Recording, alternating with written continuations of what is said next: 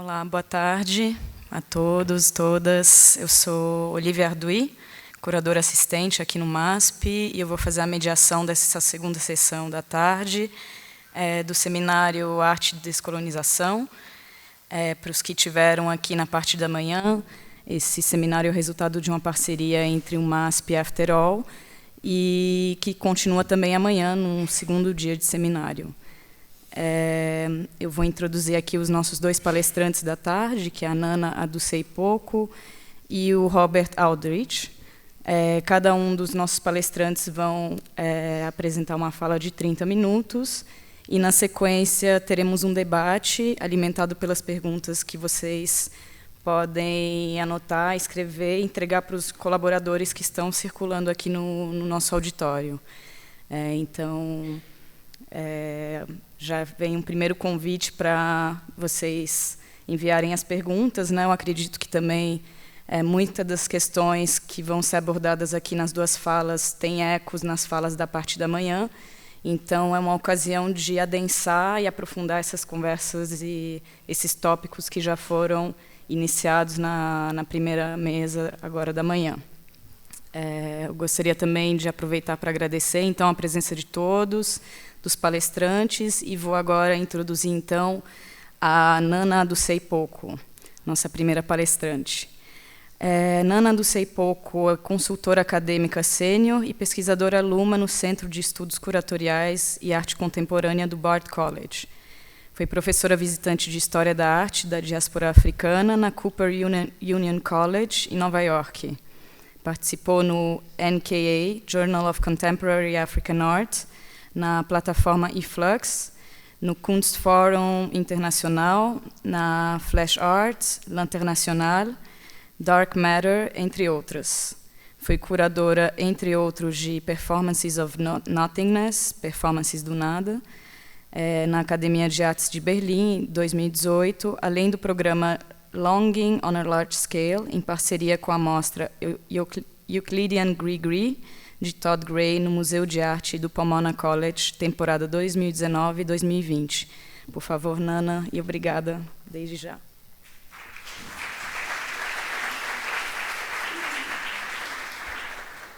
Okay, good afternoon, everyone. So, reimagining the sanctuary of industry and dreams, the challenge of curating loss is the title of my talk today. But first, I would like to thank all of the organizers for their kind and generous invitation. It is truly an honor and pleasure to be able to participate in this very important conversation here today.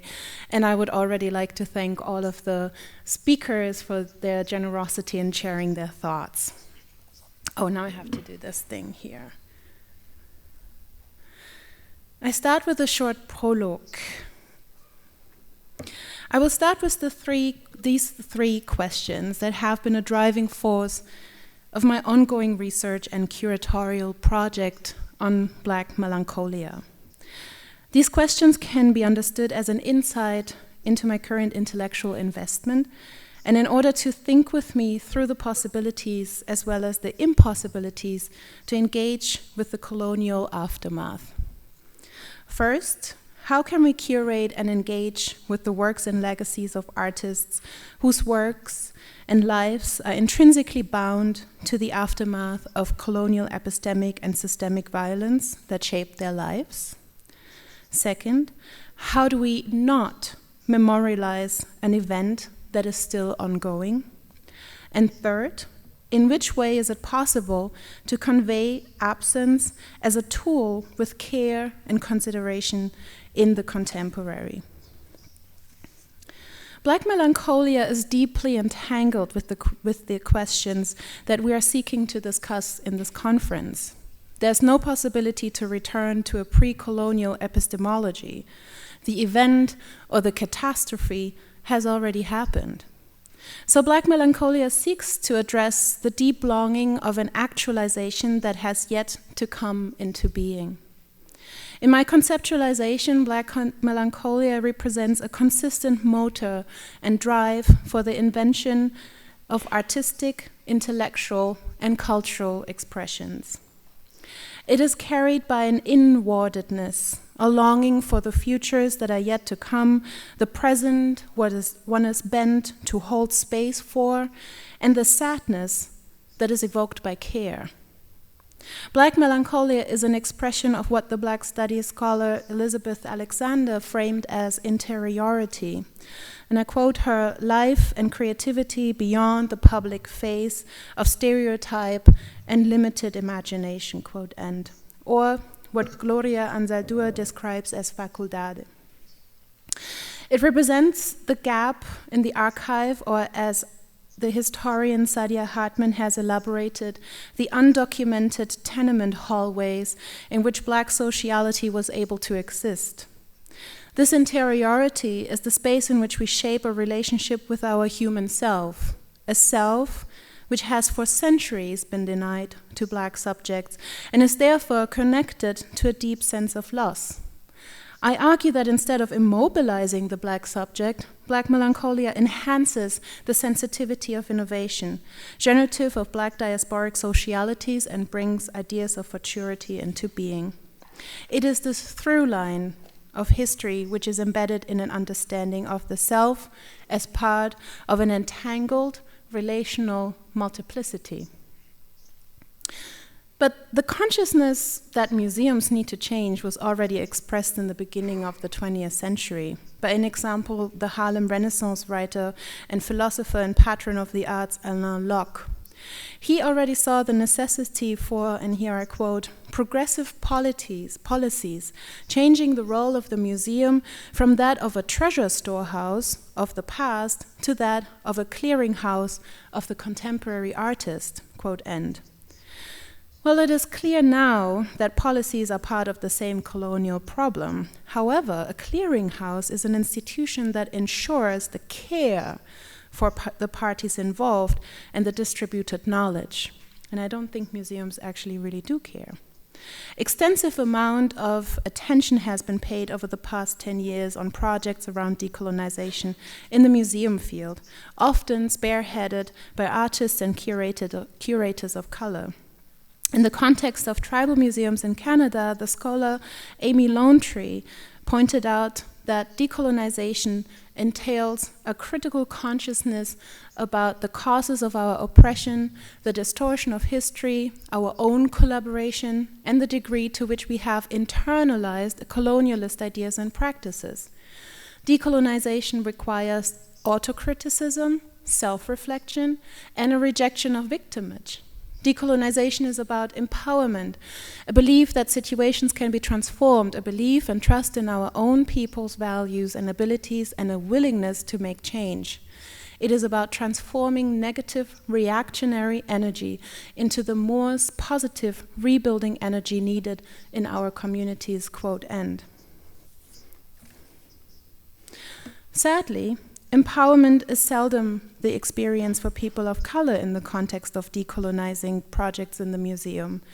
Revisionist surveys or audio guides that convey alternative narratives of the Universal Survey Museum seem to still remain a choice, and exhibitions showing Black artists often appear like afterthoughts. So, some notes on challenges.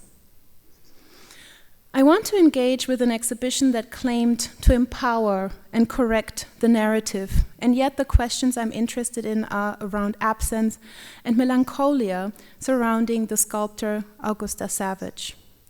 The exhibition is called Augusta Savage, Renaissance Woman, which was first exhibited at the Cama Museum in Florida from October 12, 2018 till April 7, 2019, and is currently traveling.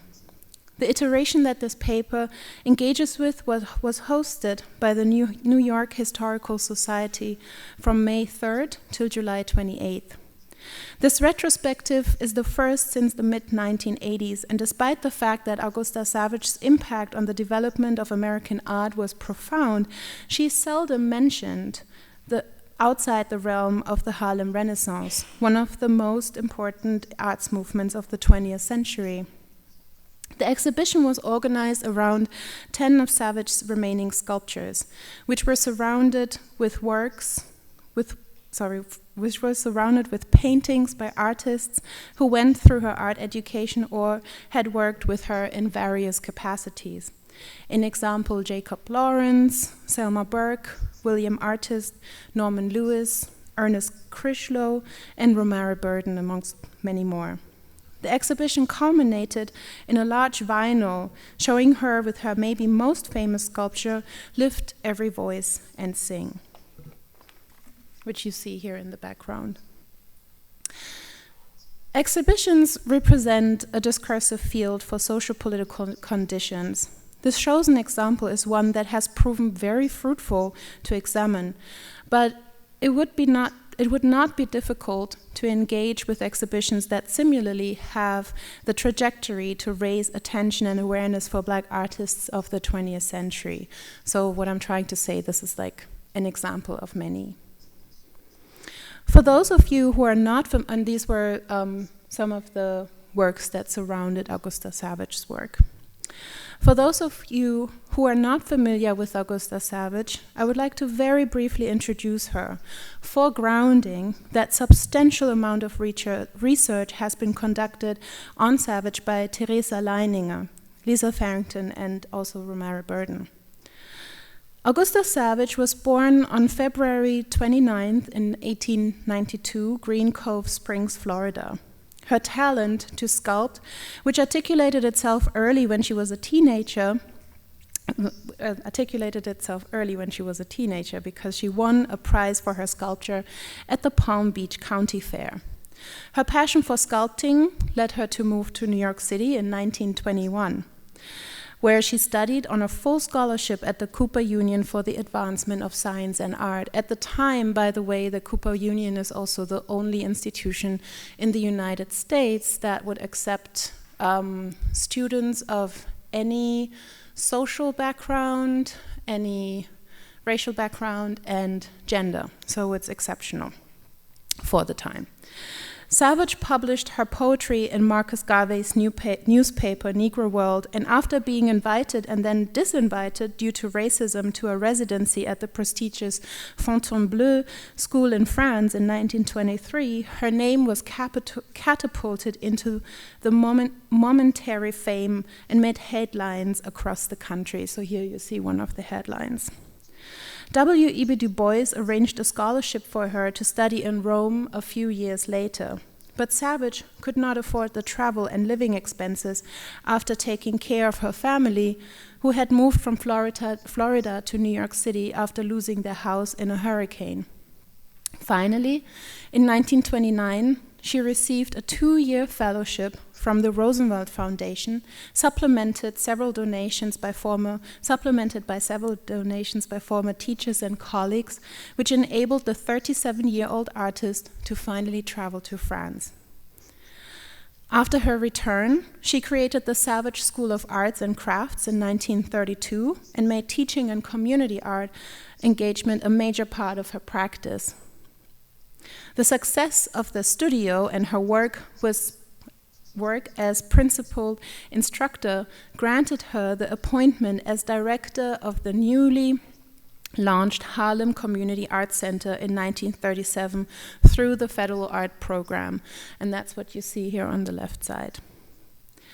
She left her position with the Harlem Community Arts Center as she was commissioned for the New York World Fair in 1939. The commission was to create a sculpture symbolizing the musical contributions of African Americans. Inspired by the lyrics of James Weldon Johnson's poem Lift Every Voice and Sing, the sculpture was Savage's largest work and her last major commission. She needed 2 years completing the 16-foot sculpture, cast in plaster and finished to resemble black basalt. Lift Every Voice and Sing was exhibited in the court of the Contemporary Arts Building and was one of the most popular pieces in the fair.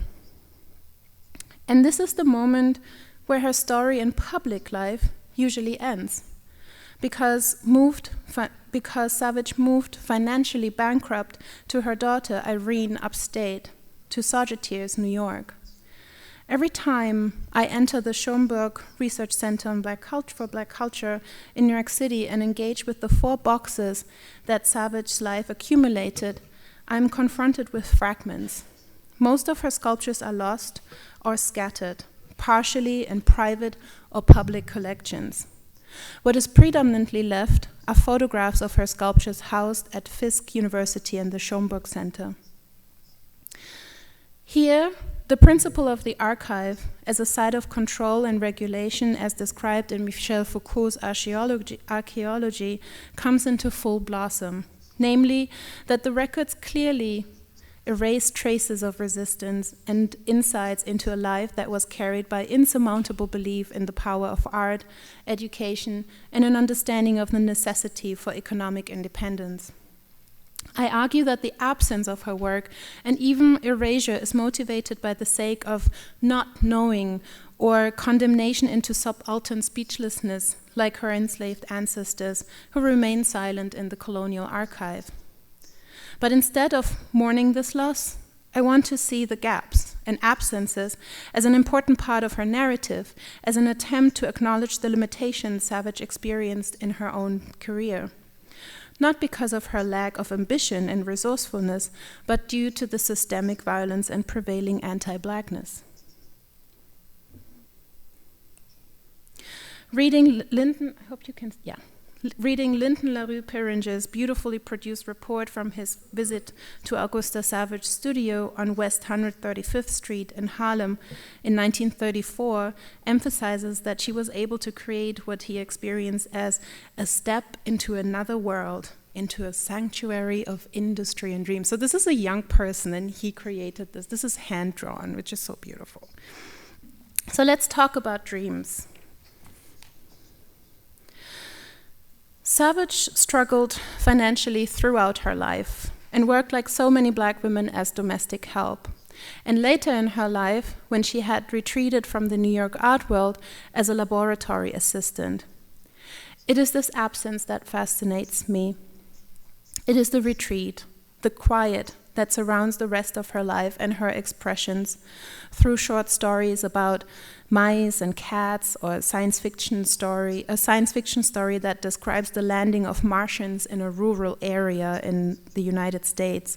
The Martians slowly wither under the new conditions of Earth and die without any public notice because the investigators swear to never share their encounter.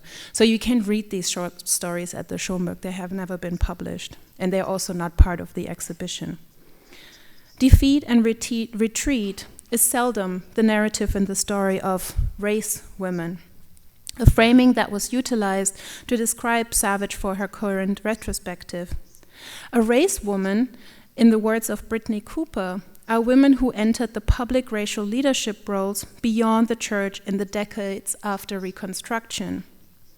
They explicitly fashioned for themselves a public duty to serve their people through diligent and careful intellectual work and attention to providing the intellectual character of the race. Quote end. This space, occupied by Black women in political and social organizing, remains often overlooked. When we engage with this time period after Reconstruction, that were at first glance dominated by men. I mean, who doesn't know W.E.B. Du Bois? Maybe not in this context, but in general. I mean, come on. Yet it is not only historical negligence that leads to these absences, but rather the long-lasting systemic forms of exclusion that Black women live, withstand, and push up against. To elevate them under the umbrella of an ever-reoccurring progress narrative, racial uplift, social struggle, or today's resilience are terms that are used in order to create inspiration for current generations that still struggle with systemic racism, carelessness, and oppression. But I want to engage with her as a human and not as an idol, as somebody who also carried contradictions.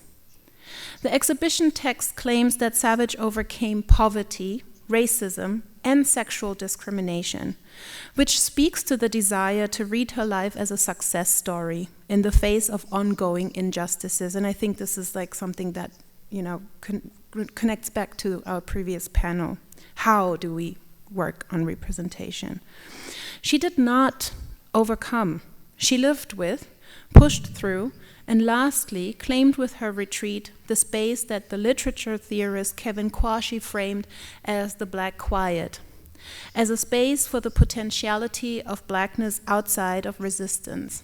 He explains, quote, "Quiet then is the expressiveness of this interior, an inexpressible expressiveness that can appear publicly, have an effect, social and political meaning, and challenge or counter social discourse, though none of this is its aim or essence." Quote end.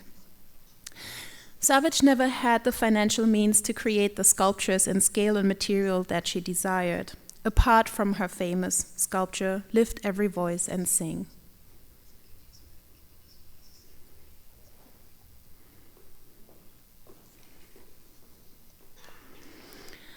What does it mean to create a piece that represents the lifting of the self out of subjugation towards heaven, towards a presence that allows Black subjects allows subjects to be human and to see it later destroyed? Was Savage present when bulldozers rolled over her work? What does it mean to show an enlarged version of the photograph of her in front of her sculpture and not to talk about the ways in which sexism and racism affected her life? What if the room also represents the loss, the emptiness, and longing? What if only the few sculptures remain and we as viewers need to do the rest, need to do the work? Savage history is deeply entwined with the history of primitivism in modern art. Although her own style would not substantially engage with experimentations in abstraction, she was committed to new realism, which was popular at the time, and the Harlem Renaissance principle that Alain Locke formulated, namely that art produced by Black artists should positively represent the Negro race.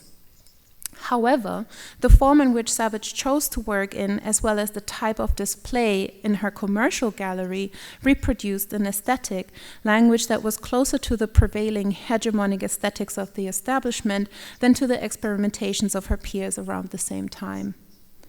She was a fierce and savvy businesswoman when she opened, after her return from France, the Salon of Contemporary Negro Art in 1939, and here you see a photograph of it. Only 2 months after the World Fair. My reading is also that she wanted to create a network and access to the canon of modern art. I have to emphasize this point because the narrative of modern art was at the time dominated by Alfred Barr, the Museum of Modern Art's first director and key figure in the making of the modern canon, which leaned heavily on the phantasmas of European imperialism and consistently as well as consciously excluded African American artists based in New York City. Savage's gallery, which represented 30 artists of different generations, hence created an astounding counter-narrative. They were all Black, so this is the first commercial Black gallery. And it was a counter-narrative to, in example, MoMA's solo exhibition by a Black sculptor, the William Edmondson, in 1937, which was used following the art historian Bridget Cook's to display evidence of the primitive roots of modern American art.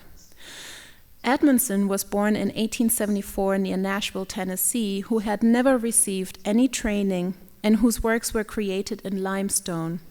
Most sculptors in the 1930s worked with clay and then presented their final sculptures in museums in Bronx.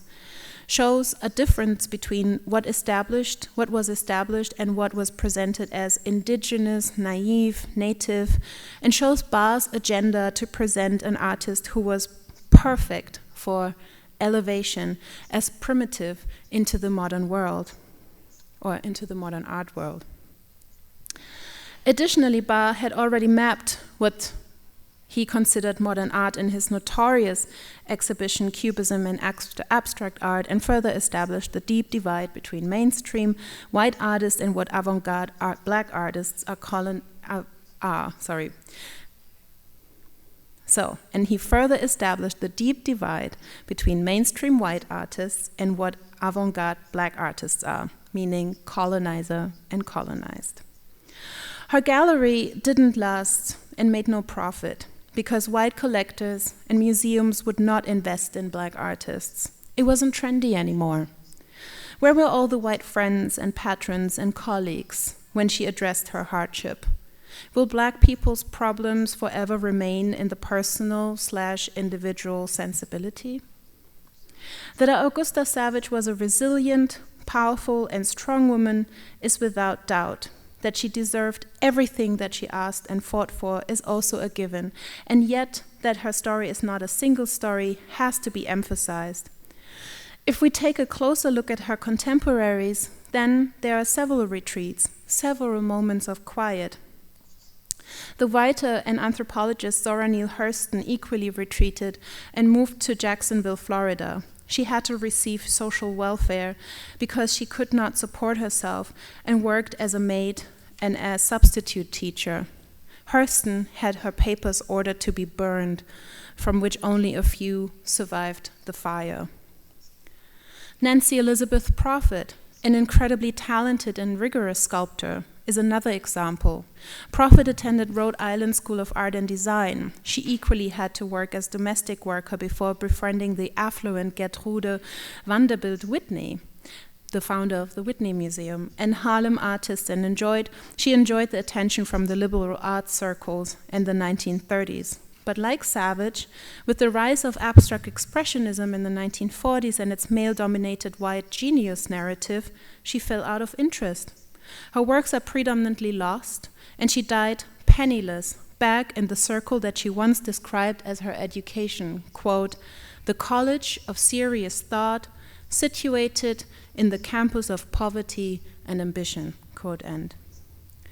The most striking detail, however, is that Prophet rejected and denied her blackness towards the end of her life and reclaimed her Native American roots long before this type of retreat would become a conceptual art piece a la Adrian Piper.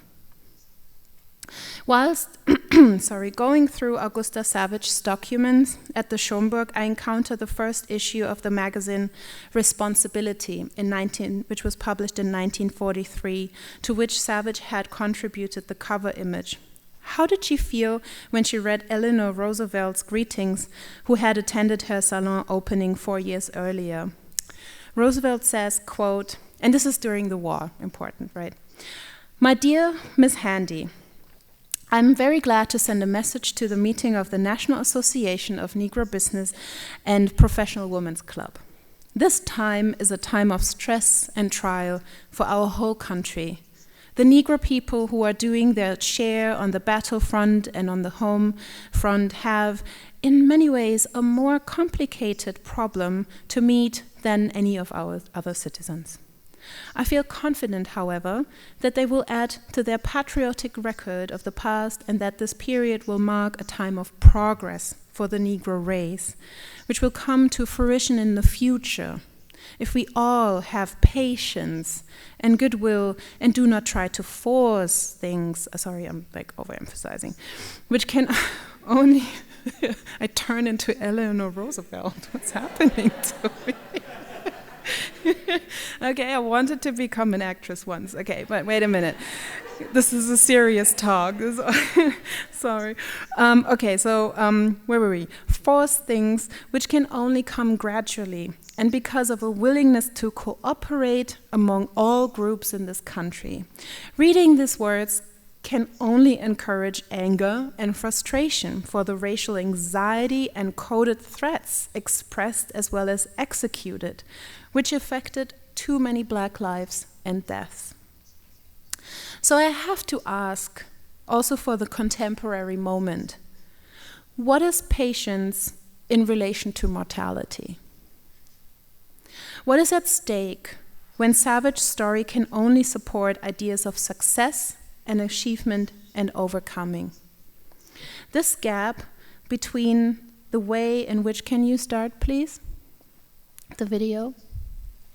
Thank you. This gap between the way in which her story and so many other Black stories are presented and the actual reality of their lives, tucked away in little retrospectives that give more space to their male counterparts than to them, is troublesome, if not saddening. It creates a greater sense of loss than providing space to sit with the reality that her works are mostly lost, that her efforts did not create the stability and flourishment that she may have hoped for. I walked sadly through her retrospective at the highly exclusive New York Historical Society in May this year. I mean, the entrance fee is $25. Looking at her sculptures, which are much smaller than I presumed them to be, they give the impression that so many of her works remained unrealized in terms of scale. It is with no doubt that Savage was an ambitious person.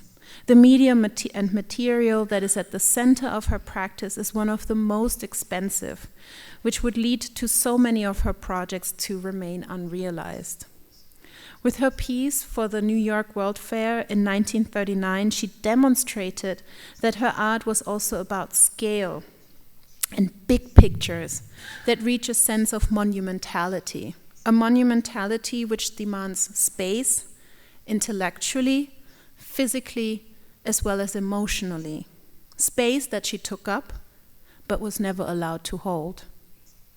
I see Savage's story and her as a subject deeply entangled with what Saadia Hartman framed, quote, and as part of a regime of brutality which is so normalized that its violence is barely discernible. How does one make this violence visible? When it secures the enjoyment and sovereignty and bodily integrity of man and master, quote end. What would it mean to walk through a retrospective of Savage's art and to encounter empty walls? What kind of meaning would we have to create if we truly face the fact that she saw her largest work destroyed and we only have a miniature left? How can we fathom that most of her sculptures survived as sketches and small projects, and to never read her short stories in any pulp magazine? What does it take to process the fact that all of the demands that she articulated for herself, fellow artists, and future generations of Black people to come would not manifest for at least another century, and they still haven't?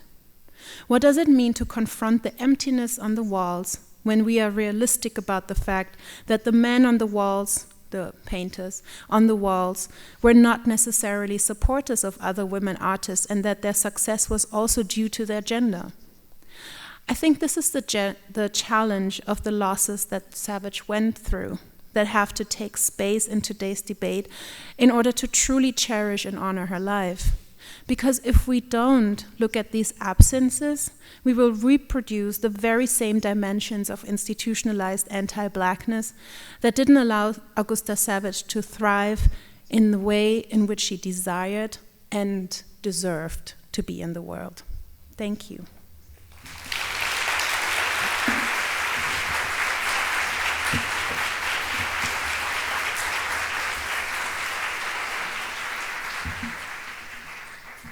Obrigada, Nana, pela sua fala. Eu gostaria, então, de convidar o Robert Aldrich, que é o nosso segundo palestrante dessa sessão da tarde. Robert Aldrich é professor de História Europeia na Universidade de Sydney, autor de Banished Potentates, Dethroning and Exiling Indigenous Monarchs Under British and French Colonial Rule, 1815-1955, publicado em 2018. E um dos organizadores de Monarchies and Decolonization in Asia, publicado em 2019. É também autor de Vestiges of the Colonial Empire in France, Monuments, Museum and Colonial Memories, 2005, e edição francesa atualizada, 2011. É também autor dos artigos Colonial Museums in a Post-Colonial Europe, no livro African and Black Diaspora, de 2009, The Impossible Colonial Museum, no Colonial Culture in France Since the Revolution, organizado por Nicolas Bancel, entre outros, e publicado em 2013.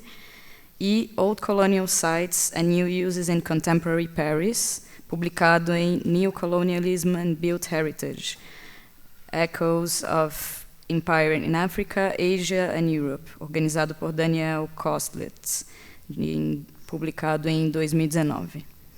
Robert Aldrich, por favor, e obrigada desde já.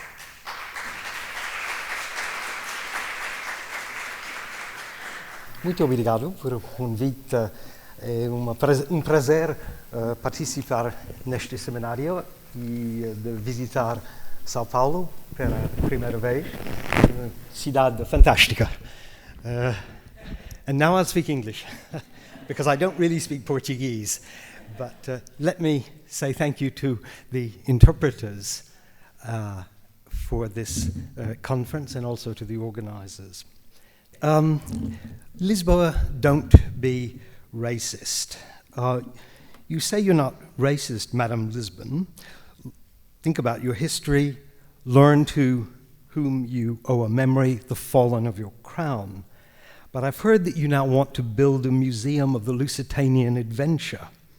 No more praise for an empire based on slavery. Those words come from the lyrics of a song by Fado Bicha, a gay duo who do provocative and clever riffs on classic fado songs in Portugal. The lyrics concern a proposal by the Lisbon City Council to create a new museum in that city, one that is already so dense with colonial history and monuments.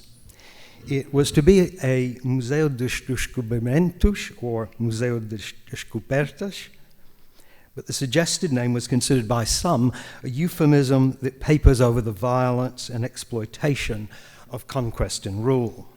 It inspired a critical petition signed by leading Portuguese and foreign historians and other public figures, as well as a considerable number of articles and blogs.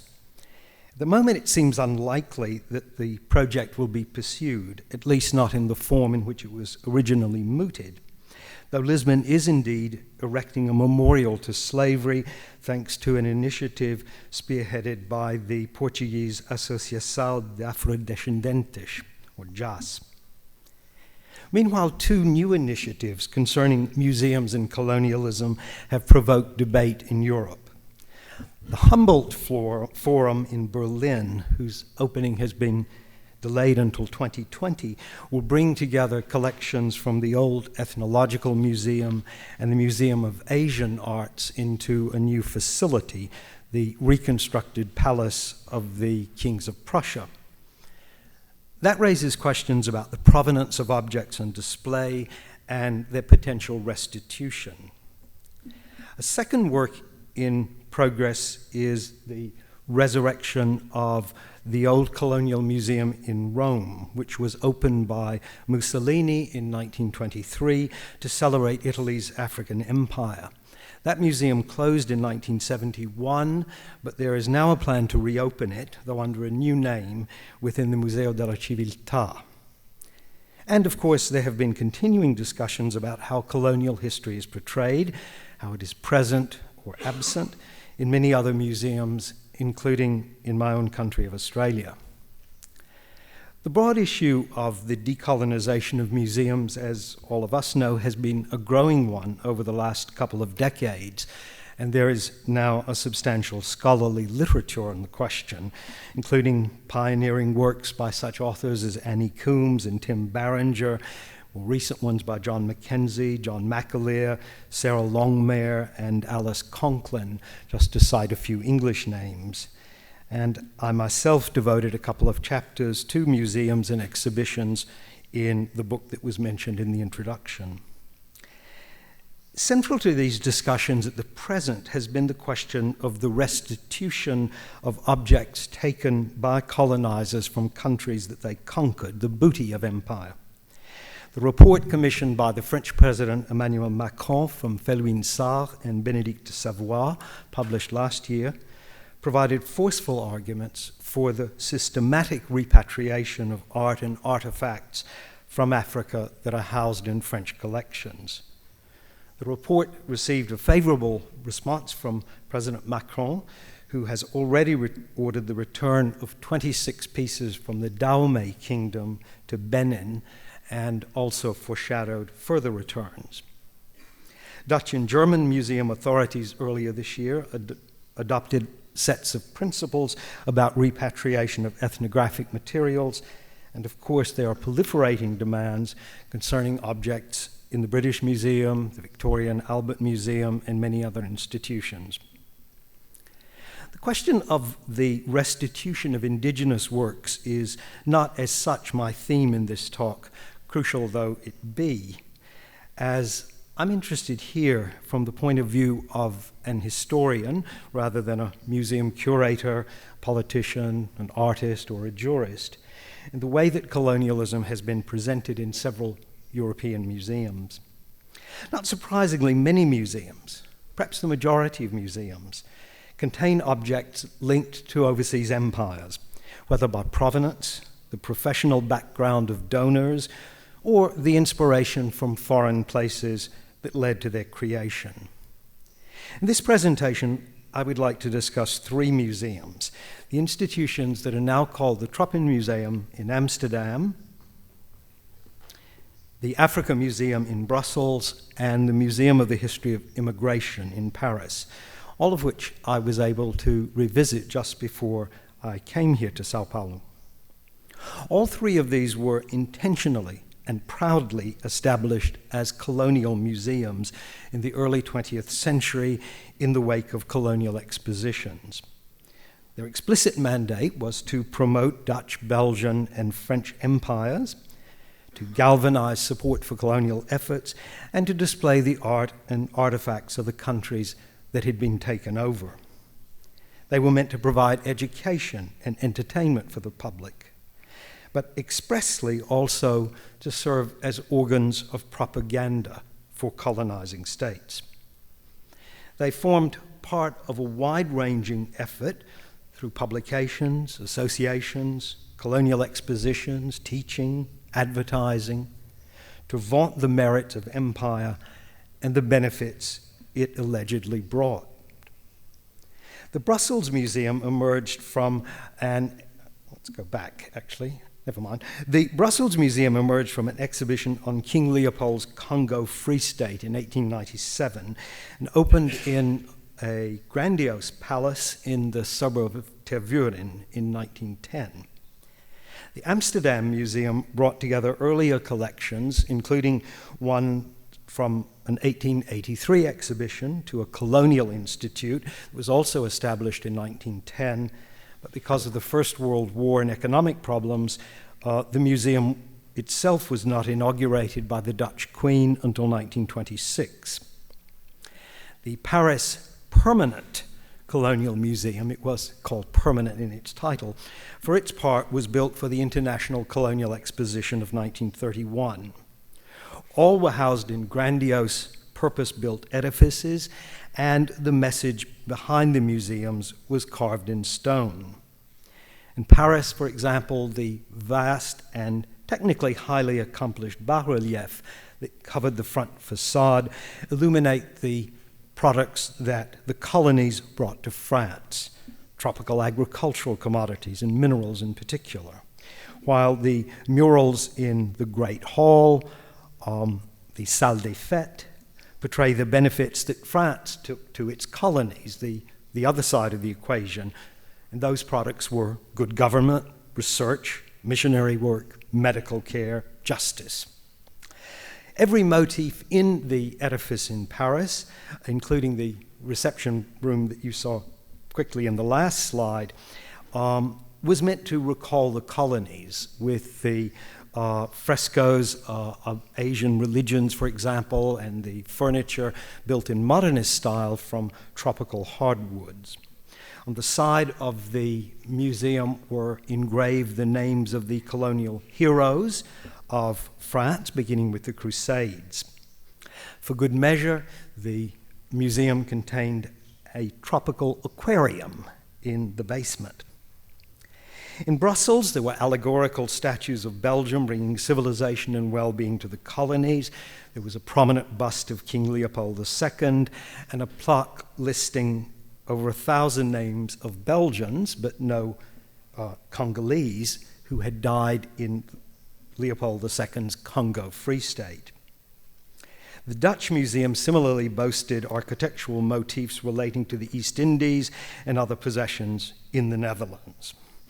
The original collections of each museum comprised materials brought back by the colonizers, taken as booty, collected through expeditions sent for that purpose, though questions, of course, are now raised about the strategies and morality of such collecting exhibitions, or donated by other colonial institutes. The museums all included libraries and research centers, they hosted lectures and conferences, and they collaborated with other colonialist establishments and associations at home and overseas. The end of empire removed the very raison d'etre of these dedicated colonial museums, and indeed the whole point of showing off a brand of colonialism that was now at least officially abjured. None, however, was closed. They tried to efface some of the colonialist aspects of their displays.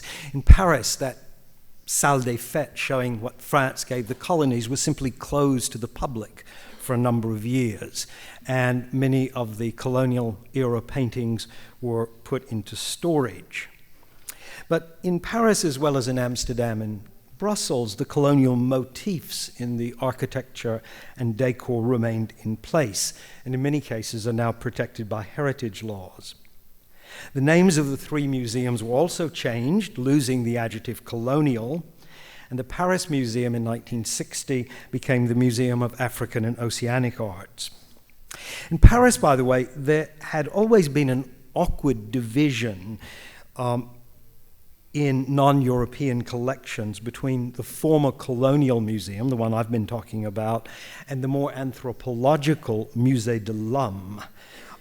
And Asian collections were in still another museum, the Musée Guimet. And that division persisted after the end of empire.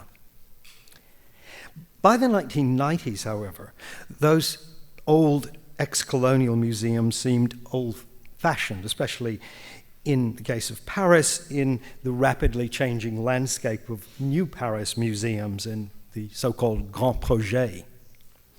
President Jacques Chirac initiated the establishment of a museum to house what came to be called art premier, first arts or primal arts, a term that was meant to be less offensive than the old art primitif, primitive arts. And that, of course, is the Musée du Quai Branly. The Musée des Arts d'Afrique et d'Océanie, that is the old colonial museum, as I said, was closed in 2003, its collections largely destined for this new museum across town. That move provided an impressive new home for arts from various parts of the world, but the Quai Branly Museum also legitimately provoked critiques on various grounds, including the lack of attention to the provenance of works and to colonial history in general. That move left the question of what to do with the former colonial museum, which was now being called the Palais de la Porte Dorée. There were suggestions that it might be turned into a museum of decorative arts or into a museum of colonial history. After much discussion, it was turned into an immigration museum, the Cité Nationale de l'Histoire de l'Immigration. Cité was a word that was meant to be a bit more trendy than museum, although it is now called a museum. The paradox, of course, lay in putting a museum of immigration into a colonial building, into a colonial shell, even if many migrants to France over the past century have come from the old French colonies or successor states. The inaugural exhibition at the Immigration Museum in Paris was on foreigners in France at the time of the 1931 International Colonial Exposition, and thus, in a somewhat ironic way even, it underlined the colonial links between the old and the new museums, between the building itself and the new collections it contained, and the connections between colonialism and immigration. In Amsterdam, the Tropen Museum, the old colonial museum, had to adapt still earlier with the end of the Dutch Empire in the East Indies in the 1940s. The focus of the museum there shifted to a broader area of the Third World or the South, rather than to just the former Dutch colonies. And in the 1960s, it broadened its interest to agriculture, healthcare, and cultural anthropology. The end of that decade, the Tropenmuseum embarked on a major refurbishment, and a new style Tropenmuseum was opened in 1979. In this new iteration, according to the scholars and curators Susan Lejeune and Anneke van Dijk, quote, the storyline of the exhibition focused on the concept of modernization, in inverted commas, and the constraints that incongruous world relations brought to the people in developing countries. By design, the history of colonialism found little place in the museum until a second major refurbishment took place between 1994 and 2008. A notable section in the Tropenmuseum that opened in 2003 is called Eastward Bound, Art, Culture, and Colonialism, which features many ethnographic and colonial era artifacts and paintings and sculptures previously relegated to the museum's storerooms. In an innovative approach, which you see here, the museum focused on particular individuals, mostly Dutch, but the occasional Indonesian, from the colonial era as lenses for presenting history, photography, and artifacts. The presentations referenced, while interrogating them, old-style colonialist and ethnographic dioramas and vitrines, cabinets of curiosity, and academic assemblages of art. You may not be able to see it in this slide, but none of the mannequins is physically complete. There is a plexiglass part of each mannequin, which was intentional. More recently, in 2018, the Tropenmuseum has added another permanent exhibition on things that matter, transcontinental displays on such issues as religion, clothing, and how people feel a sense of belonging. This reaffirms the Tropenmuseum's mission, which in the words of its website is as follows. The Tropenmuseum is a museum of world cultures, and, quote, by actively involving our visitors and stakeholders in collecting, interpreting, and sharing these testimonies, referring to such things as love and mourning and conflict, quote, we increase the understanding of these mutual bonds.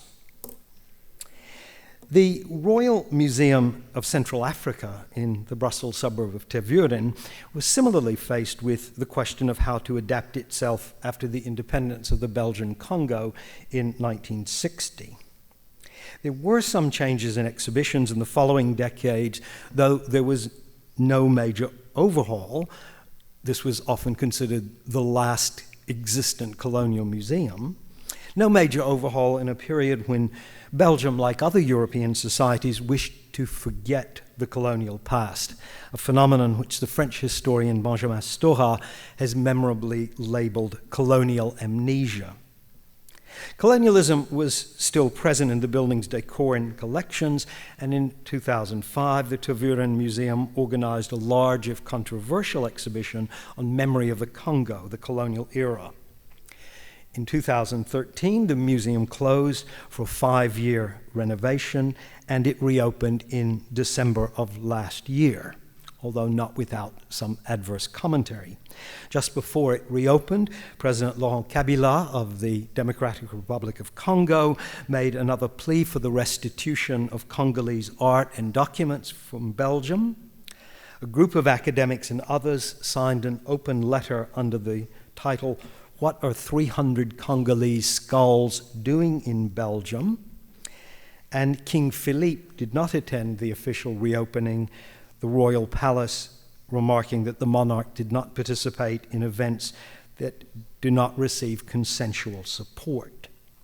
Such gestures underline the important stakes represented by old and new museums and the volatile nature of colonial and post-colonial issues.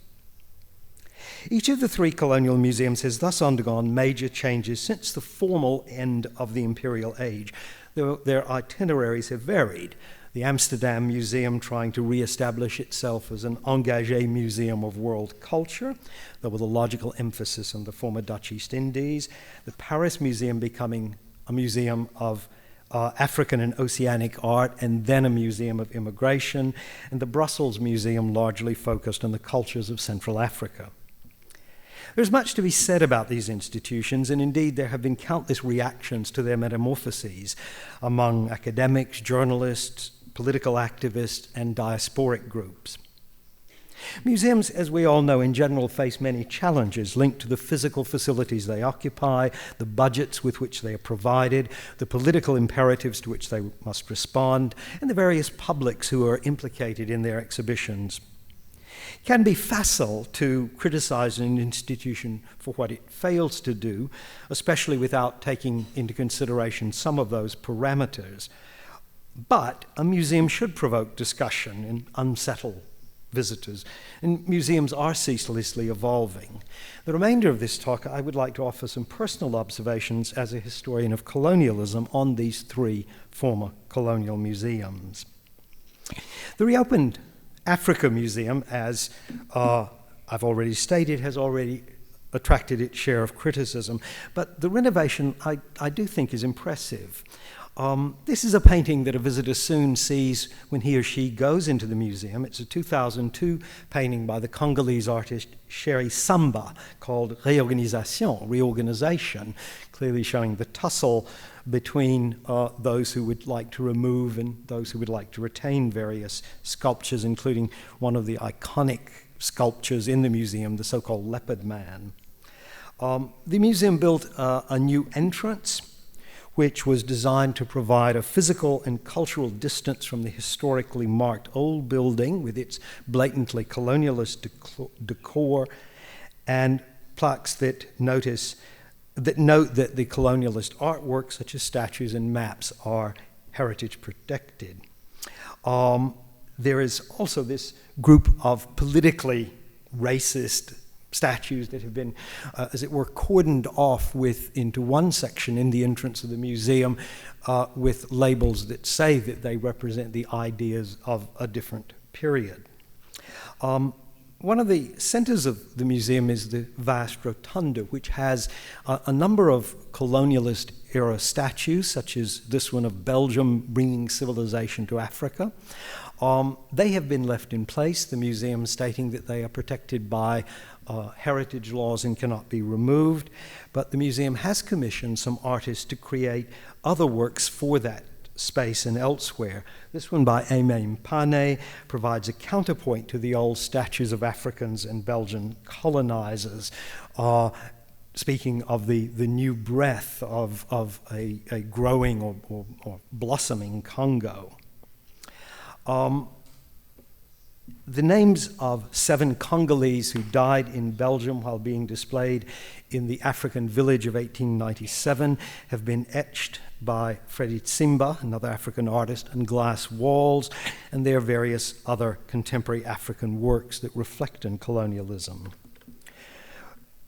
Other parts of the museum have been left as a museum of a museum, as it were. This is the crocodile room with those rather romantic paintings of Africa and the stuffed animals.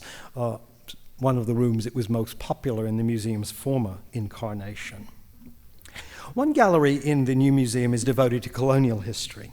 Though that history is compact, in fact I would think it too succinct, it does speak fairly straightforwardly about violence, torture, kidnappings, forced labor, and other exactions in the Congo Free State and the Belgian Congo. And the artifacts on show include such objects as a whip, a chicotte. By contrast, the presence of Belgian colonialists and administrators is downplayed, and the presentation, to the consternation of some conservatives in Belgium, devotes little attention to what they might have seen as their accomplishments and indeed, in general, to the lives of Belgians in the Central African colonies. There's also an admirable film produced by a group called Yole Africa, which provides a commentary on colonial era films. Now, a visitor, for better or worse, can simply skip that gallery, the historical gallery, in order to see the anthropological and artistic displays on Africa and the natural history rooms. But the curators have made an effort to introduce colonial themes throughout the museum. In Paris, the colonialism is presented in this old colonial museum essentially in the decor of the building itself and in descriptions on the mezzanine of the Great Hall of the history of the building. Migration from the colonies and ex-colonies figures in displays, both in terms of individual and collective experiences, though it is almost always embedded in more encompassing presentations of migration to France from those places and from others such as Italy and Portugal, Poland and Armenia, and more recently China and India. There is discussion of discrimination and racism in France in the past and present, but the narrative suggests a largely successful history of immigration and the cohabitation of various cultures within the French Republic.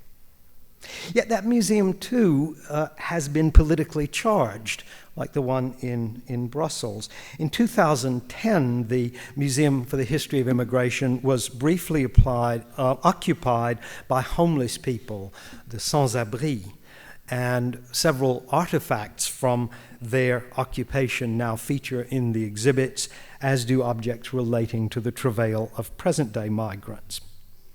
The current temporary exhibit focuses on the music of migrants to London and Paris from Africa in the 1950s and 60s, and also migrants from the West Indies, and talks about genres ranging from reggae to zouk and their influence on metropolitan culture.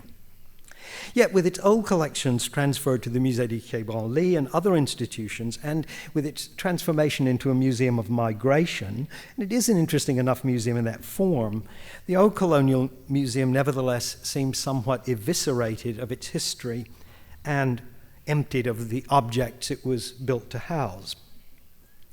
In Amsterdam, the Eastwoods exhibition remains in place, though I understand it is scheduled for some redesign.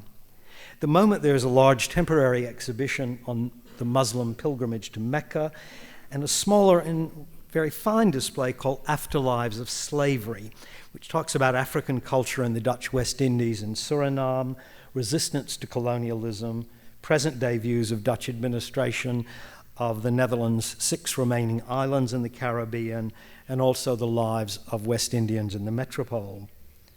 Visitors are asked to share their views on social media and in writing. I'll come back to that in a moment. And the present exhibition foreshadows a larger one in the future. Well, 3 museums, but have these museums decolonized in their 20th century incarnations? I suppose the short answer is no, but it is rather more complicated than that, and the answer is in many ways in the view of the beholder. The 3 buildings in Paris, Brussels, and Amsterdam themselves remain colonial relics, vestiges of empire, and their very structures and decor provide an illustration and, at best, a history lesson about colonial era views and policies. What is needed, perhaps, is further contextualization in text and images that would make that history clearer and open up further debate on it. In each museum, colonial history has explicitly become the focus of a particular gallery, which may or may not be as appealing to many visitors as the galleries that have collections of artworks or artifacts, or in the case of Brussels, flora and fauna and mineralogical specimens. There have been significant and well-meaning efforts to move away from heroic presentations of empire and also to introduce contestatory points of view. Some attempts to examine the legacy of colonialism in the present, though probably visitors differ greatly on whether the museums have got that balance right. There's an increased focus on the lived experiences of individuals with an increasing number of vernacular objects on display. There have also been efforts to incorporate contemporary artworks, such as those by Sherry Samba and Freddie Tsimba in the Africa Museum, or various ones such as Yinka Shinobare's sculpture of a school pupil in the Tropen Museum in Amsterdam. There also are a few historical anti-colonial works, such as this one from the Paris Museum, André Fougeron's painting of North Africans ghettoized in the 1950s. Guido Grisales, director of the Africa Museum, has said, and I quote, "We carry the responsibility for giving generations of Belgians a colonialist, almost racism-inspired message that white civilization is superior to black civilization." The new incarnation of the museum, he adds, shows that, quote, "We're certainly moving toward the history of a decolonized museum, toward the direction of a decolonized museum." The Afterlives of Slavery exhibition in Amsterdam at the Tropen Museum, visitors are asked to leave their comments on little sheets of paper pinned to a board. There are a number of rather moving messages in various languages on those bits of paper about the evils of slavery, the effects of slavery, the need for peace and harmony. But my attention was drawn in particular to one comment, which you can read on the screen. "I'm black and from Nigeria, but live in the US. The US has one of the most painful pasts with slavery, and yet it is never on display the way it is here. The Dutch still have a long way to go, but this is a start." Well, that statement, I think, puts it well. In all three museums, particularly Amsterdam and Brussels, there has been a start. Perhaps a timid one, perhaps an incomplete, perhaps not even a successful one, but a start to discuss colonialism, including slavery and its legacies. One might regret in particular that the choice of turning the old Colonial Museum of Paris into a museum of migration has intentionally or not occluded the history of colonialism. Now, to conclude, none of these three museums in Amsterdam, Brussels, or Paris is a museum of colonialism, except almost in spite of itself, no matter how strong that connection with colonialism may have been or may be. The prospect of a museum of discoveries or voyages in Lisbon is now up in the air. In Britain, there was a museum of the British Empire and Commonwealth, but it proved short-lived. Opened in Bristol in 2002, it closed only 6 years later. Even before its opening and throughout its short history, the museum provoked much controversy, and its demise was clouded in scandal. There was also a plan for an historial, that's neologism that combines the word memorial and history, of colonialism in Marseille, the French port city, but that came to naught because of all sorts of conflicts about who would pay for it and what it would be and whether it would be a memorial.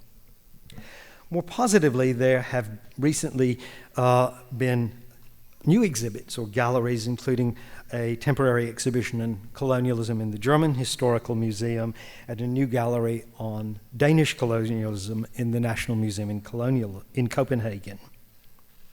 Well, to finish up with a question, do the old colonizing countries need museums of colonial history? That is, specific museums of colonial history.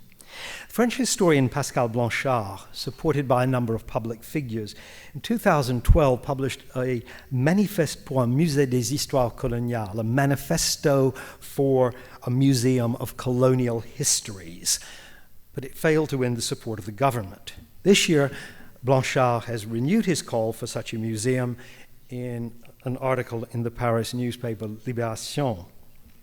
Another French historian, Myriam Cotias, has suggested the creation of a European museum on slavery in Paris.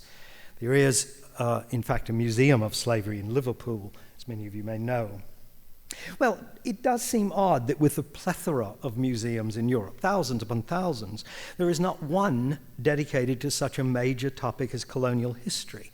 And perhaps one of the next steps in the decolonization of museums could be to establish a curatorially sound and historically sensitive museum of colonialism, decolonization, and their legacies. But perhaps it is just as important or more important than creating a new museum to consider ways in which existing museums can examine and valorize their collections, drawing on an interest in the colonial period, incorporating the findings of the new imperial history and such theories as decoloniality and gender studies and feminist studies, and engaging with contemporary issues and communities. And such efforts can enrich collections, not indict them. I noticed in this very museum the rather sensitive labels for such paintings as that Victor Meirelles' Moema, or the more recent paintings downstairs, was that upstairs, I guess, by Dalton Paulo and Flavio Sequeira and Rosana Paulino, that comment on the colonial period.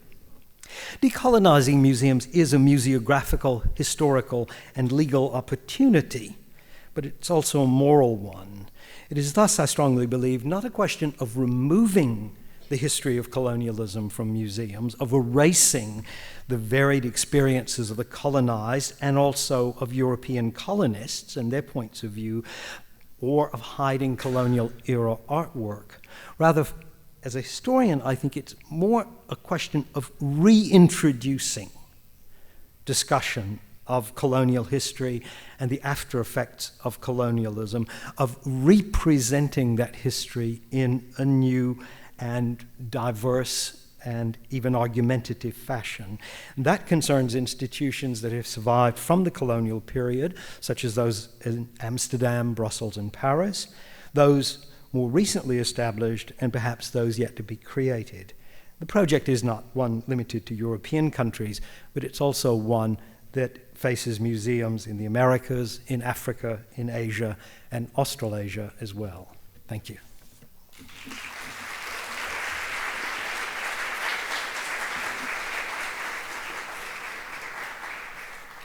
Eu queria agradecer mais uma vez a ambos pelas contribuições, e eu queria aproveitar esse final da fala do Robert para já introduzir uma pergunta, né? Eu acho que repensar cronologia, romper cronologia, trabalhar com temas no quadro de exposições, repensar na seleção ou na divisão de alguns setores, alguns departamentos também na própria estrutura do museu.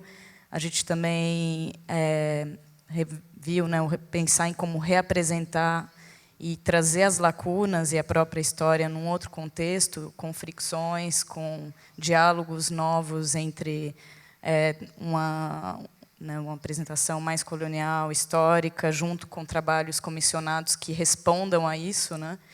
E também, em alguma medida, repensar a missão dos museus, né? Não como lugar para preservar, né? Somente preservar para quem e onde, né? Também, eu acho que essa é uma questão, que é uma palavra também que surgiu bastante nas conversas e nas palestras hoje de manhã, mas repensar qual que é a missão, qual que é o lugar desses museus, e como eles podem também se tornar esse lugar para repensar e reconfigurar essa própria estrutura do museu, já que, enfim, a gente pode começar com essa pergunta ou com essa reflexão, mas, enfim, ligando com essa última fala do Robert. A gente teve agora alguns exemplos, né, de museus na Europa, e você levantou a questão também, Robert, de decolonizar, ou a necessidade de decolonizar o museu na Europa, em que medida isso é uma necessidade. E eu vou ler uma pergunta aqui do público, que os casos dos museus europeus apresentados estão situados nas ex-metrópoles, e no caso dos museus australianos, e eu acho que a gente pode ampliar a pergunta para a América Latina ou outros lugares, né? A gente está aqui num museu em São Paulo. Será que o fato de estarem situados na própria colônia torna as coisas mais complexas? Penso, por exemplo, em um museu de Melbourne que apresenta visões aborígenes paralelas às explicações ocidentais, ou nos vários museus de arte que contratam curadores aborígenes e possuem coleções de arte aborígene ao lado de Van Gogh e Kandinsky. Então, eu faço essa pergunta, vou formular também essa pergunta. E os museus no sul global, qual que poderia ser o lugar, como de você ver novas estratégias, novas possibilidades e potencialidades desses museus, dessas estruturas exportadas, para repensar e reconfigurar essa ideia de museu.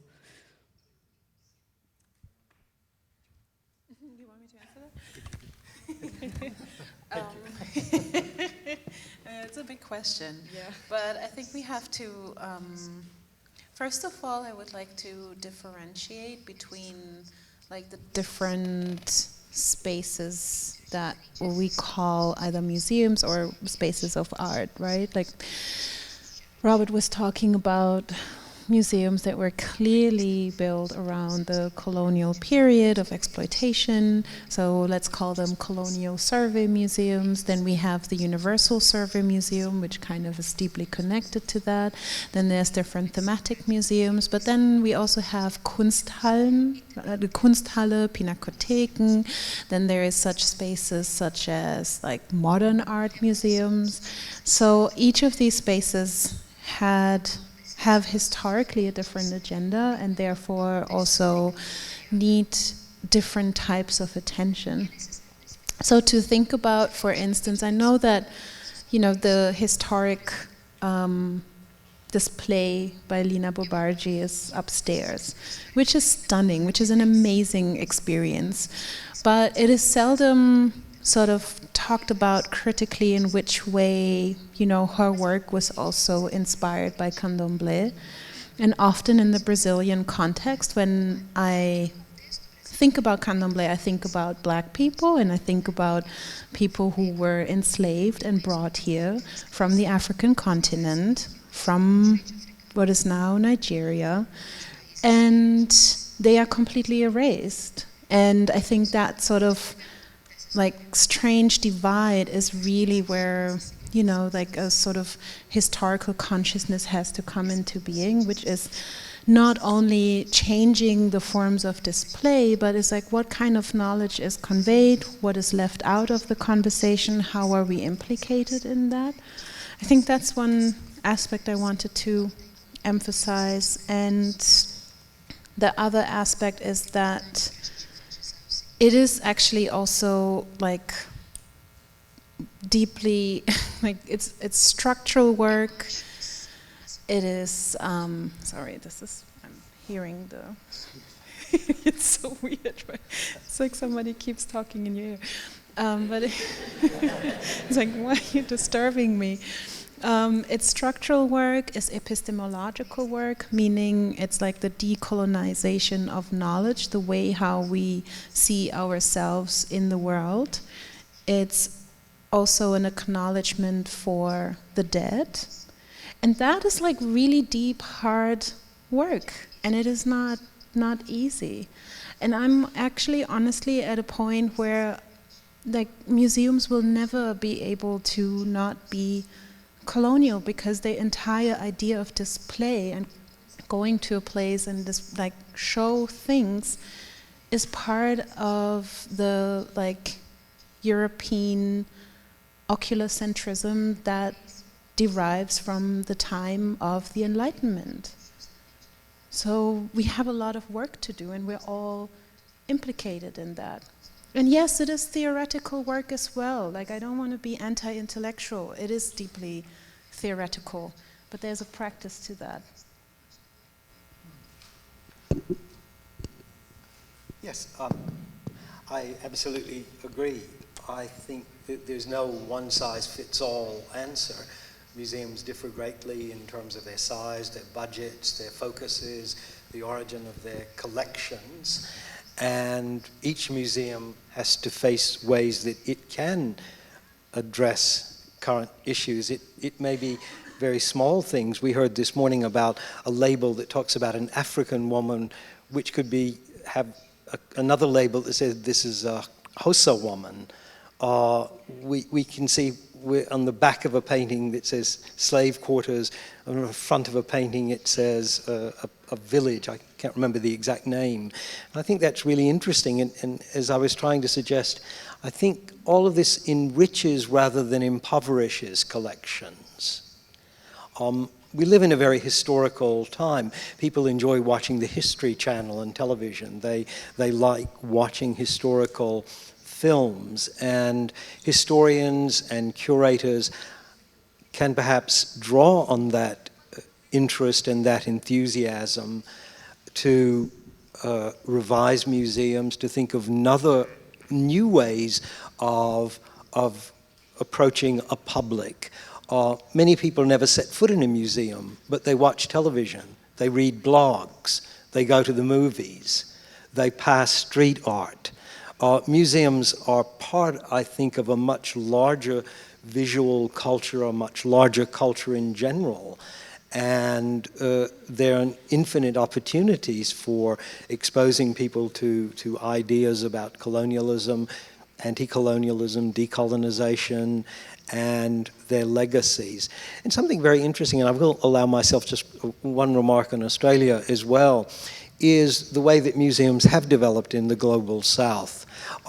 There is a new Museum of African Civilizations in Dakar, in Senegal, which I haven't seen, I don't know whether you've seen it, which is a rather striking building that has all of the state-of-the-art facilities for climate control and conservation of materials in the museum. Well, that's a big opportunity for Africans to present African artwork that may be repatriated or borrowed or created in those African countries. There's a new museum in Singapore which has had a really fine exhibition on Southeast Asia and Asian art. In Australia, we've moved away from the old museum presentation, which was very much about the heroic ancestors, the pioneers who cleared the bush and discovered gold and did all sorts of wonderful things. And there's a much more critical perspective on the violence done to Indigenous Australians, Aboriginals and Torres Strait Islanders, about the violence of colonialism practiced by Australia in the Pacific, because Australia was, of course, both a colonized country and a colonizing country, colonizing the Aboriginal population, colonizing several islands in the Pacific.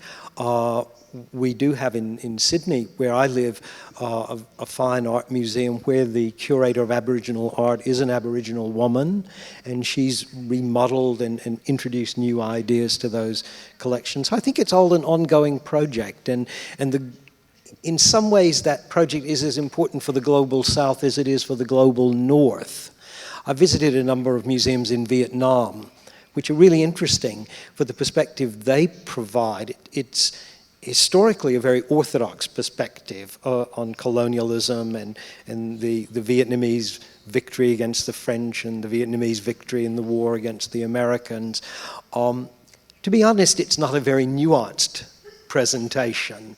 And so again, I think there are many opportunities right throughout the world to rethink museums, to rethink the objects in the museum, the belongings, if you will, in museums, and to rethink the publics, plural, who use the museums.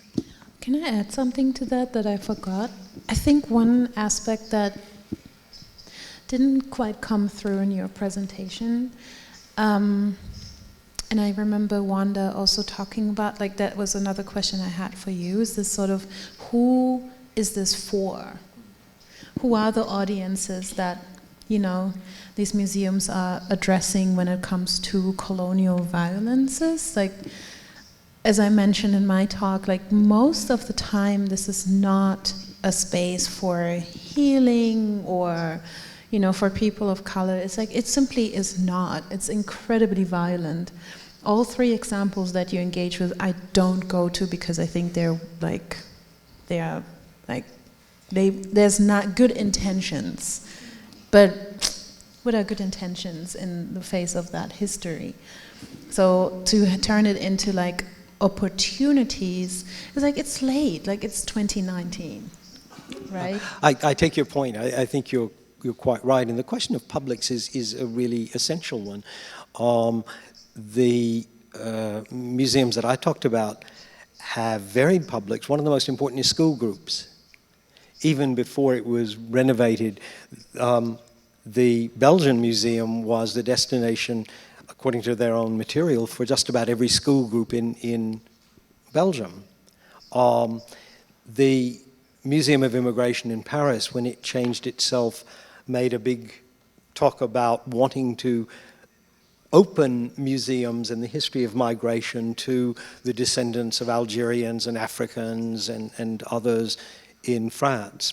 if you look at the people who are in the museum, you don't quite see that.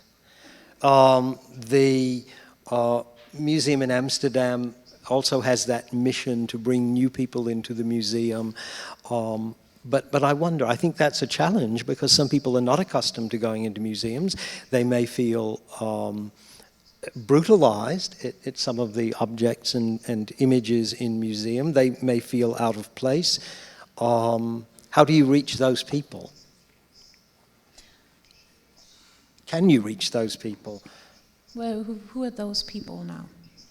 Well, I think those people are everyone. I mean, because school students want to see stuffed crocodiles in some cases.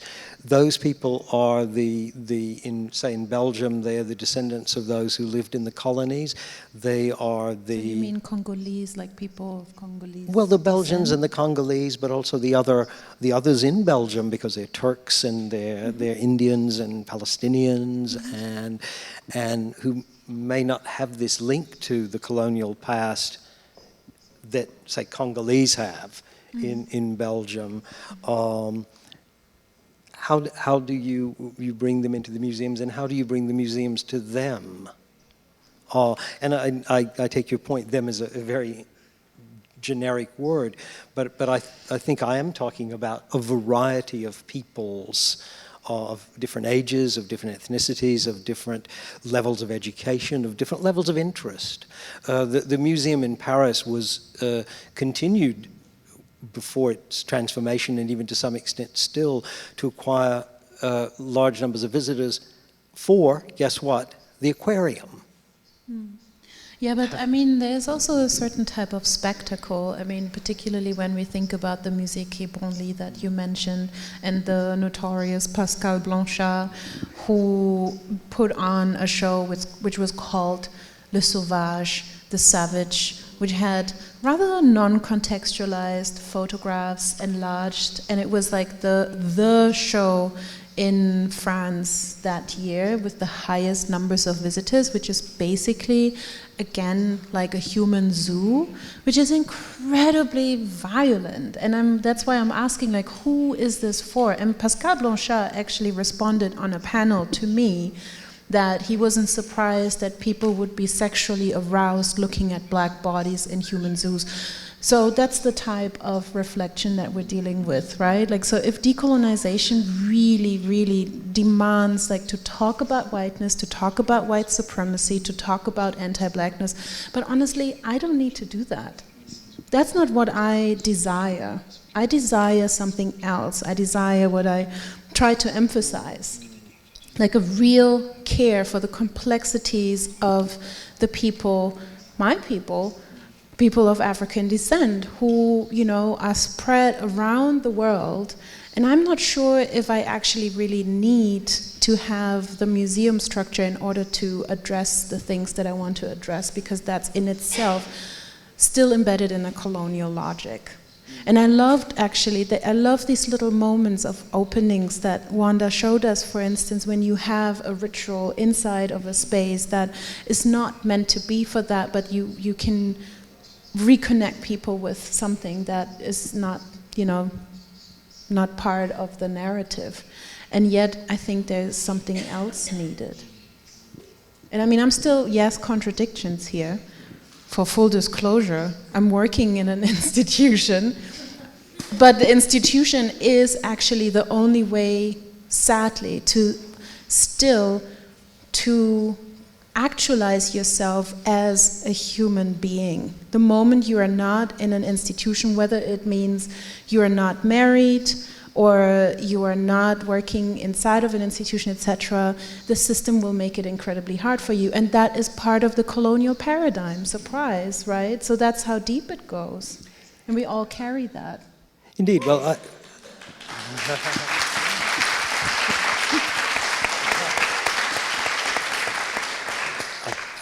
I agree. I thought the comment you made a few minutes ago about the museum itself as a product of the Enlightenment and a European way of collecting, categorizing, and presenting is quite pertinent. I mean, that's what it is. And it's true for European cultures as well. I think a lot of working class people don't see themselves in museums in France, the case I know best, that have Sèvres porcelain and gold jewelry and elegant silk gowns. Where is the working class population, the peasant population of France, to be found in the Louvre? Or even the Musée d'Orsay, except those groups as seen from outside, and thus idealized, romanticized, presented in a very stereotypical way that often doesn't take account of the hardships of daily lives, say in the countryside, of the status of women, of the exploitation of laborers. So I think this is, I'm not trying in any way to diminish the issue of colonialism, but I think there are questions to be raised about, say, the way European museums present European history as well. But isn't there, sorry, we will have some questions, but isn't there also the problem of staff? Like, who is actually part of the curatorial team? Who are the directors in the museums? If it remains like predominantly white people, who, by the way, are going through art history education, which is still completely unreflected of the complexities of the colonial paradigm. Like, if you learn about Manet without learning about the complexity of Olympia, then of Laura, who is the black servant to Olympia, then you really have to call out your art history teacher and tell them you haven't done the work. You're basically reproducing a colonial paradigm here. I mean, I'm always making this argument when it comes to education, right? Like, it has to start way earlier, but also the sort of curatorial understanding that you can mediate everything just by putting something on display is, from my perspective, doesn't make any sense. Like, you need to have mediators who are also trained in anti-colonial, anti-racist, non-transphobic, like, let's go down the list, like, training in order to do that work and to create an access point for everybody into that history. Because I think that's also where museums, can actually be a space for everyone to learn together. I like your idea of access point. What is the point of entry for any visitor, and different visitors with different perspectives, expectations? Can it be an object? Can it be a painting? Can it be a sound? What will interest you? What will begin to mediate that much more difficult and complex history? I guess all this is to say that I'm glad there's still a job for art historians and historians in connection with these issues. A gente tem pouquíssimo tempo agora para uma última provocação, talvez. Mas, assim, temos 5 minutos, então convido também todos que têm mais perguntas e gostariam de continuar a conversa para a gente... Enfim, a gente vai ter que sair daqui do auditório, mas a gente pode continuar a conversa lá fora. E eu queria, só para terminar, então, fazer essa última provocação. A gente estava falando de memória, de perpetuação dessa memória, de construção de narrativas e que memórias se criam a partir delas, e queria fazer uma pergunta aos dois e perguntar qual o lugar da ficção. A ficção pode ser um lugar de repensar, ou recriar, ou reatualizar, ou abrir um campo de possibilidades, abrir a imaginação também. Em que medida, quando há lacunas, tantos fragmentos também na história, onde pode entrar a ficção? I think that's a beautiful question, and I mean, art is all of that, right? I mean, the only reason why I'm working in this field is because artists have the potential to open these like worlds to one that you did not even think they would exist, that there is like some sense of possibility. How that can realize itself in exhibitions, I'm not 100% sure at times, but I'm pretty sure that we all share these moments when you walk through an exhibition and you just have this like, oh my God, and it's so somatic. It's your entire body, and you walk out and it's like, wow, I just experienced something. I don't have the words yet, but that's, I think, where imagination comes into play when it comes to art. Fiction is another vector of memory and of the creation of memory.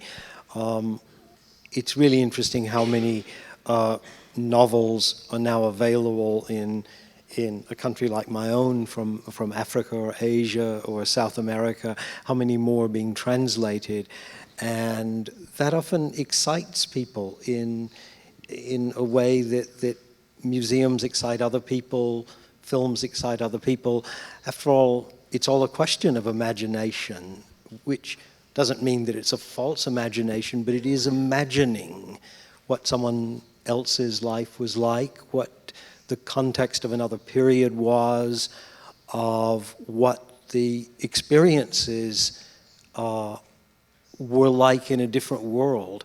And in some ways, fiction can portray that with an immediacy and a power that is not available to historians. It may be available to artists, it may be available to musicians, and that's all to the good. You think that's not available to historians?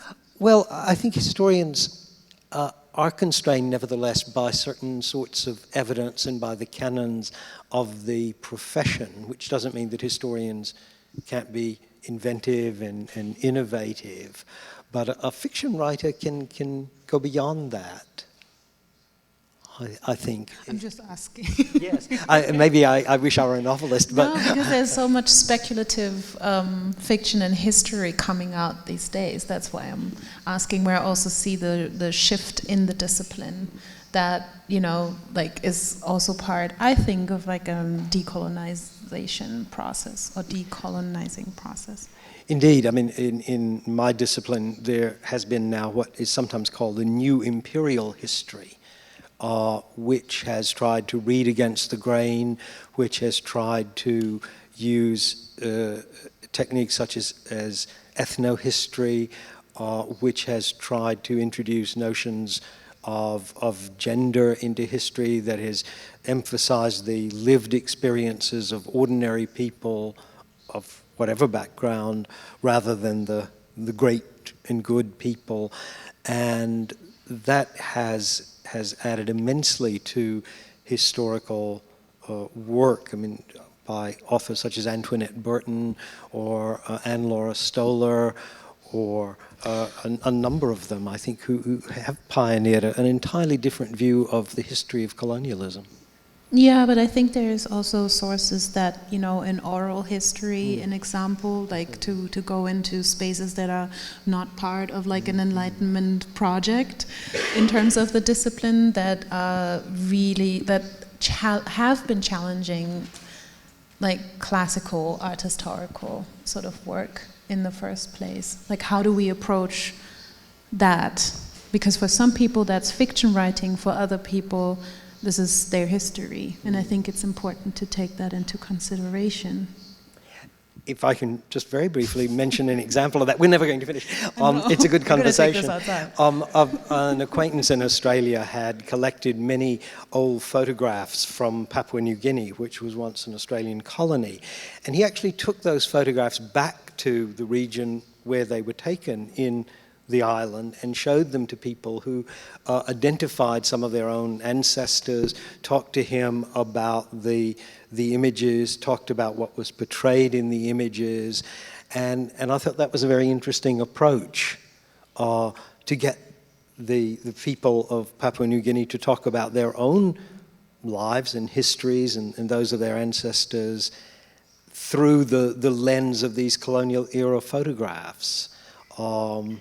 fascinating exercise, and like oral history, I think a new way that can be pioneered to give us different perspectives, contrary perspectives, and of course what we're all aiming for, a deeper understanding.